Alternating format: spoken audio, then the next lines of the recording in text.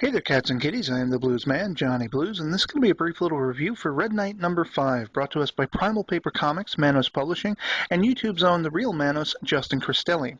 Written and created by Cristelli with art by J.C. Grande, letters by Lindsay Mays, and a supplement toward the end called Honeycut featuring art by James Harmon.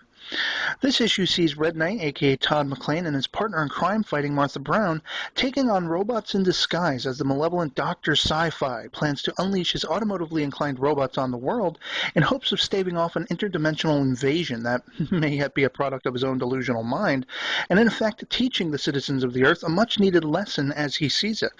Sci-Fi's plans run amok, however, when his unruly henchmen no longer see fit to give hench and leave the bad doctor bound and gagged while making off with his robotic wares to suit their own purposes.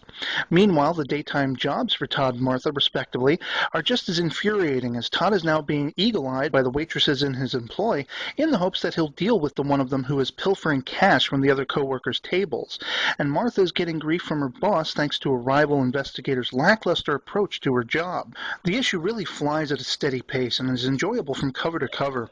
Fanboys will note some cleverly placed references to pop culture favorites like Transformers, my favorite of which being Todd proclaiming, "Two shall stand, 12 shall fall," when he and Martha face off against Dr. Sci-Fi's robo-equipped minions, as well as a certain jab to the chops of a director, who will remain nameless, with a penchant for explosions and robots with balls. I also have to say I love Dr. Sci-Fi, the new rogue that's introduced in this issue. I love that his name gives way to his sort of malevolent alias, Simon Finch, Sci-Fi. And as they say about heroes, they're only as good as their villains, and Cristelli continues to deliver a steady helping of awesome rogues in the series. The writing is always clever and witty. I really chuckled when in the first 2 pages, 2 pals are exiting a movie theater and mulling over the loss of a recently stolen vehicle, only to see that vehicle stopped at a light, and when they go over to confront the guy behind the wheel, he hits a button, it transforms, and then promptly flattens them into the pavement. Just laugh out loud moment. And as I said, toward the end of the piece, there's also a one-off character bio to do with the heroine set within this universe called Honeycut, which has a really cool bee theme. I absolutely loved that. Art by James Harmon, as I say. And I love seeing more snippets in this universe that Justin creates as he expands it, because everything that he has done in here has just been pitch perfect for me. I've enjoyed every little bit of it.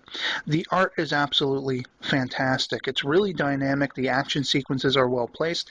I specifically love this one shot of this car crashing through a wall as it's driving. You know, Martha's behind the wheel. Just fantastic art as always.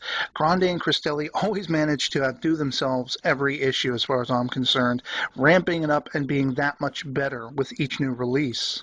Now I'm going to be rating Red Knight number 5, 5 out of 5. That's 5 out of 5 for issue number 5.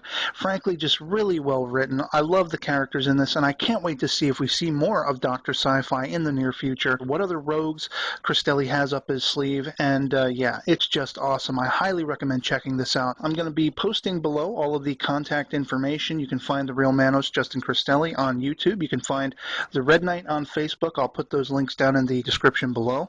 It's definitely worth your time and worth your money because, quite frankly, $2.99 per issue is a solid win as far as I'm concerned, where some comics go $3, $4, $5, and $6 per, you know.